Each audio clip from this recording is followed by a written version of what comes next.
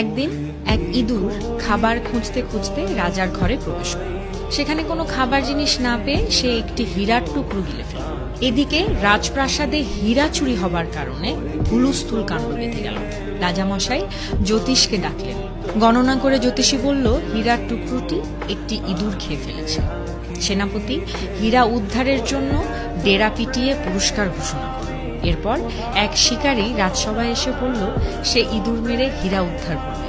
শিকারী যখন ইঁদুরটির খোঁজে বের হলো তখন দেখতে পেল হাজার হাজার ইঁদুর একে অন্যের সাথে দল বেঁধে রয়েছে, আর একটা মাত্র ইঁদুর সবার থেকে আলাদা এক জায়গায় একটি ইটের উপরে বসা, যেন সে সিংহাসনে বসে আছে। শিকারী তখন ওই ইঁদুরটিকে হত্যা করে তার পেট ছিঁড়ে হীরার টুকরো বের করে রাজার হাতে তুলে দিল।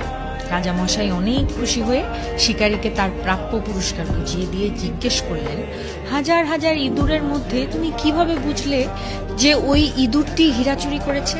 শিকারী মৃদু হেসে জবাব দিল, এটা খুবই সহজ মহারাজ।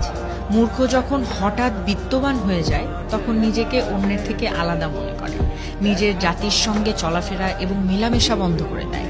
এই মূর্খ ইঁদুরটাও তাই করেছিল। হীরা চুরি করে নিজেকে সবচেয়ে ধনী এবং ইঁদুরদের রাজা ঘোষণা করে আলাদাভাবে বসেছিল। এখন এখান থেকে আমরা যেটা শিখতে পারি সেটা হলো, হঠাৎ অর্থগমে স্বজন বা বন্ধু বান্ধব ভুলে গেলে ধ্বংস সন্নিকটে।